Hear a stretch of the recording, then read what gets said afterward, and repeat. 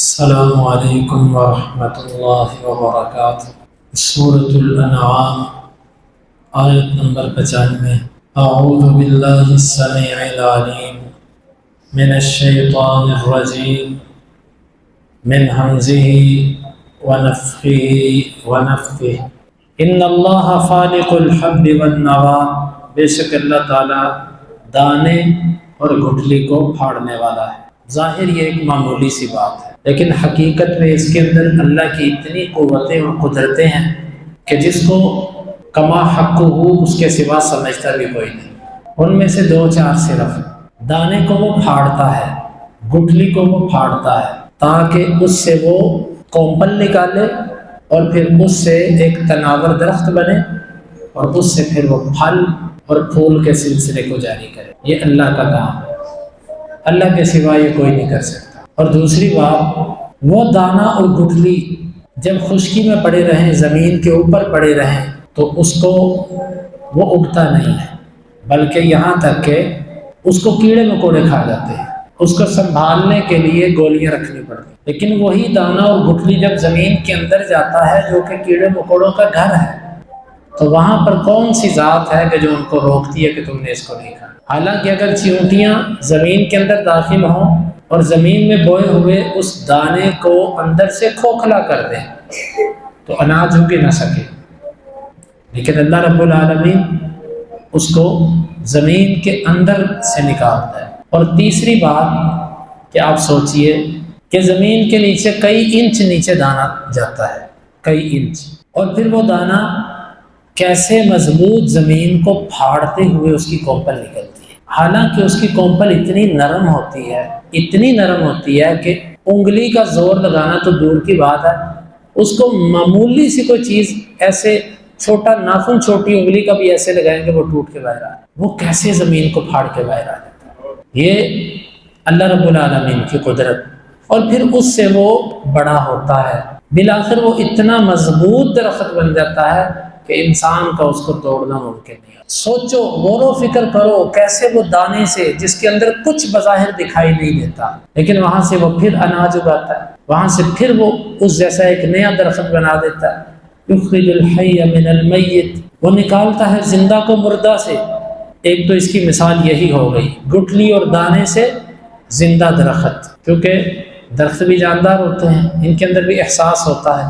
یا اسی طرح زندہ کو نکالنا مردہ سے، اس کی ایک صورت یہ بنتی ہے کہ انڈے سے مرغی چوزا یعنی اس کے بچے کو نکالنا، اور اس کی ایک صورت یہ ہے کہ نطفے سے انسان کی تخلیق، یخرج الحی من المیت، ایک بے جان پانی جس میں کچھ بھی نہیں ہے، اس سے ایک زندہ انسان اس کی تخلیق۔ اور بعض نے اس کا معنوی طور پر معنی لیا ہے، یعنی کافر سے مسلمان کو پیدا کر، بدعتی اور مشرک سے اہل توحید اور متبع سنت کو پیدا کر دے۔ یہ میرے رب کے کام ہے کہ وہ کیسے مردہ سے زندہ کو نکال، فاسق و فاجر سے متقی اور تقوی قسم کے انسان کو پیدا کر۔ یخرج الحی من المیت ومخرج المیت من الحی، اور وہ مردوں کو نکالتا ہے زندوں سے۔ مردوں کو زندوں سے نکالنے کی مثال مرغی سے انڈے کا پیدا ہونا، مرغی زندہ ہے، انڈا ایک بے جان چیز الگ ہے۔ اور اسی طرح درخت سے جو بیج، جو گٹھلی نکلتی ہے، یہ درخت سے پیدا ہوتی ہے، درخت ایک بظاہر جاندار اور اس سے پیدا ہونے والا بیج اور گٹھلی وغیرہ بے جان۔ اور اسی طرح مخرج المیت من الحی، مسلمان سے کافر کو پیدا کر دے۔ نوح علیہ السلام کا بیٹا ان کے کہے میں نہیں تھا۔ اور اسی طرح بعض دفعہ اہل توحید اور نیک لوگ ہوتے ہیں اور ان کی اولاد اللہ تعالیٰ ایسی پیدا کر دیتا ہے جو فاسق و فاجر اور بدعتی ہوتے ہیں۔ ومخرج المیت من الحی، اور وہ مردوں کو نکالتا ہے زندہ سے۔ یہ تمہارے لیے تو یہ کام مشکل ہے، لیکن یہ میرے رب کے لیے مشکل۔ دیکھو کتنے نوادرات، دانے اور گٹھلی کو پھاڑنا، زندہ کو مردہ سے اور مردہ کو زندہ سے، یہ کام کوئی کر سکتا ہے؟ ذالکم اللہ، یہ ہے اللہ، یہ ہے اللہ۔ فَأَنَّا تُؤْفَكُونَ، تم کدھر الٹ جاتے ہو، بہک جاتے ہو؟ اتنی قدرتیں دیکھ کر اس رب کی، پھر تم الہ کسی اور کو بناتے ہو۔ فَأَنَّا تُؤْفَكُونَ، کہاں تم بہکائے جاتے ہو، کہاں پھیر دیے جاتے ہو؟ سچ یہ ہے کہ یہ آیت مبارکہ ہمیں جھنجھوڑتی ہے کہ اپنے دائیں بائیں اپنے بدن ہی پہ غور کرو تمہیں اللہ تعالیٰ کی قدرت اور اس کی عظمت پر اتنی نشانیاں ملیں گی کہ تمہیں نہ غافل ہونے دیں گی اور نہ تمہیں رب سے دور جانے دیں گی۔ وَفِي كُلِّ شَيْءٍ آیَةٌ تَدُلُّ عَلَىٰ أَنَّهُ وَاحِدٌ، ہر چیز میں نشانی ہے جو یہ بتاتی ہے کہ وہ اللہ ایک ہے۔ لیکن اصل بات یہ ہے اللہ تعالیٰ ان نشانیوں کی طرف متوجہ اسے کرتا ہے کہ جس کے اندر عقل ہوتی ہے۔ إِنَّ فِي ذَلِكَ لَآيَاتٍ لِأُولِي الْأَلْبَابِ، اس میں عقلوں والوں کے لیے نشانی، جس میں عقل ہے اللہ اس کو متوجہ کرتا ہے۔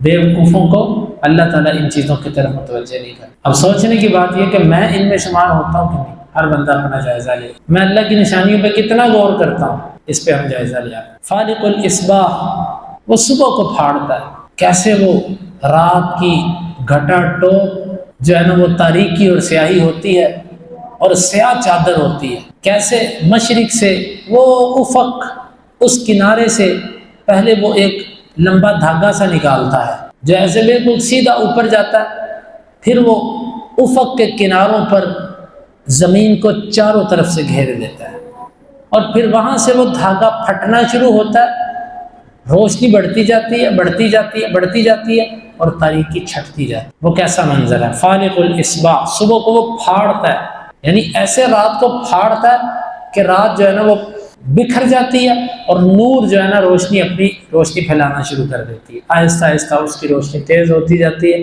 حتیٰ کہ سورج نکل آتا ہے۔ وَجَعَلَ اللَّيْلَ سَكَنًا، اور اس نے رات کو ٹھہرنے والا بنایا۔ رات ایسی ہے کہ جس میں ہر چیز ٹھہر جائے۔ آج کے دور میں تو لوگ فطرت کو بدل چکے، لیکن حقیقی بات یہ ہے کہ آج بھی یہ چند شہروں کو چھوڑ دیں کہ جو لوگ فطرت سے لڑ رہے ہیں، باقی دیہاتی زندگیوں میں چلے جائیں، آج بھی جب رات آتی ہے ساکانہ، ہر چیز ساکن ہو، کیا پرندے، کیا درندے، کیا حشرات اور کیا انسان، اور ہر قسم کا شور ختم ہو جاتا ہے، سکون ہی سکون، راحت ہی راحت۔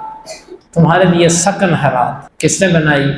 اللہ رب العالمین۔ اس پر بھی غور کرو، رات کو اتنا سکون کس نے رکھ دیا؟ واللہ بولو کہ جو رات کو نہیں سو پاتے، ان بیچاروں کی چہرے کی حالت، ان کی صحت عام اس بندے جیسی نہیں رہتی کہ جو بندہ رات کو نیند پوری کر لے، کیونکہ اللہ نے رات سونے کے لیے بنائی ہے، سکون اللہ نے رکھا ہی رات کے اندر، دن میں نہیں ہے۔ کوشش یہ کرنی چاہیے کہ عشاء کے بعد سوائے کوئی علمی کام کے، کوئی ضروری کام کے نہ جاگے، کیونکہ انسانی آنکھیں اندھیرا چاہتی ہیں۔ جب موبائل کے آگے بیٹھ جاتے ہیں، ٹی وی کے آگے، تو وہ رات گئے تک پھر آپ کو نیند نہیں آنے۔ والشمس والقمر حسبانا، اور اس نے سورج اور چاند کو حساب کے مطابق چلایا، ہر ایک اپنے اپنے اندازے سے اپنے اپنے مقدار کے اندر چل رہا ہے۔